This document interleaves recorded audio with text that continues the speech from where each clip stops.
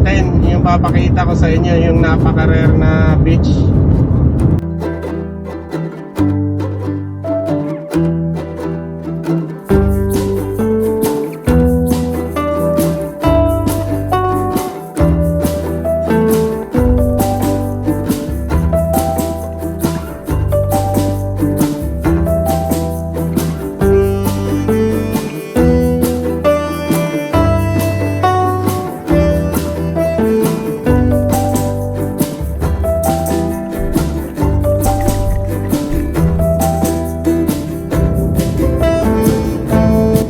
Isa rin nating ano guys, paano kaya nagiging red sand beach, no?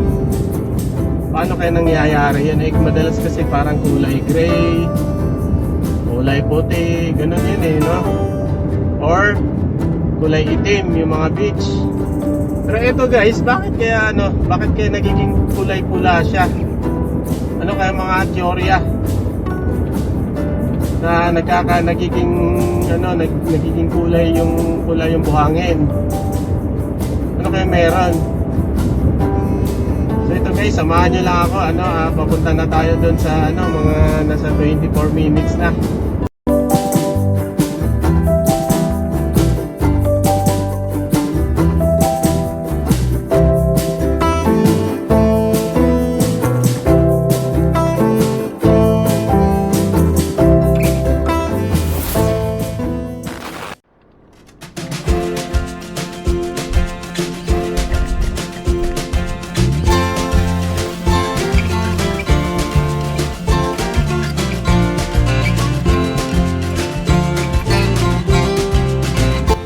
Talaga guys, magbiyahe na halos walang ka-traffic.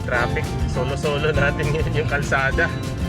Ay, yung dinadaanan natin is yung Butuan, Cagayan de Oro City Road. Yun lang, solo natin. Yung nga lang, yung naman kapalit is napakamahal na gasolina. Ang ko guys, yung paano na lang kaya yung nasa Maynila na traffic, tapos ang mahal pa ng gas, tapos halos hindi umuusog.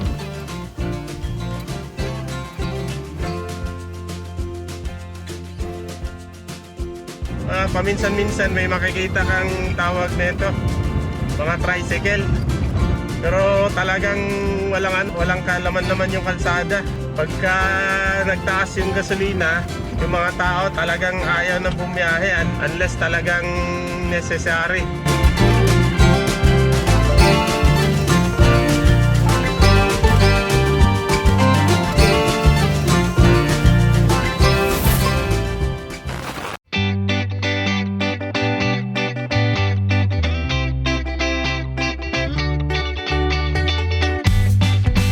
Dami ng na election, no?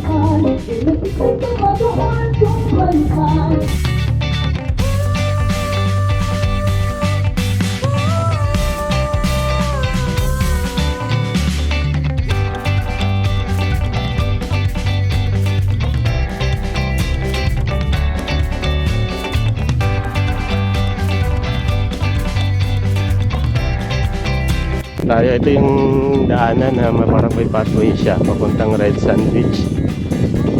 So yun, tanong na lang talaga kayo sa locals kasi so malalaman mo guys na nandun na kayo sa is makikita nyo yung Sipaka. Yan, Sipaka Heights.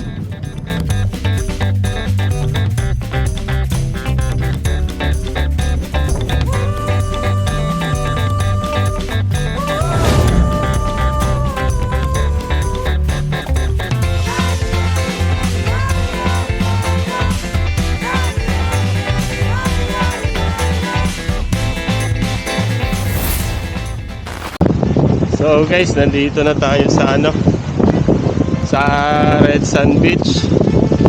Bait nung may-ari, sabi hindi na lang daw ako magbabayad.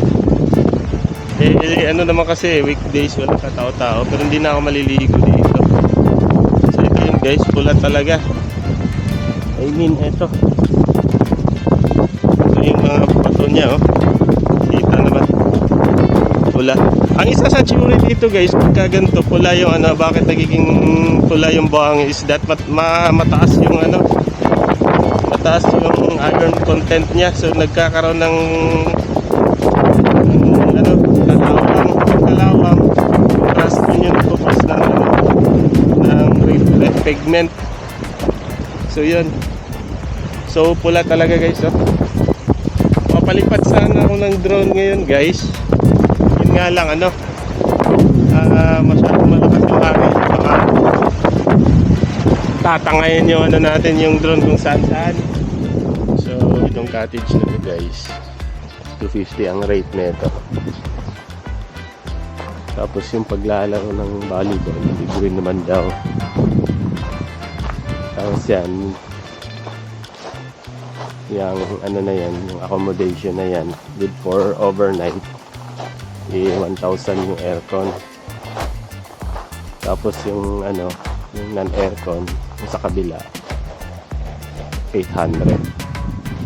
Tapos may function hall din sila. So, pwede dito guys, overnight. Yan yung function hall. So may sariling CR na rin yan para hindi na kayo lalayo na. So yun, sabi ng may-ari, ongoing construction para yung ibang mga facilities.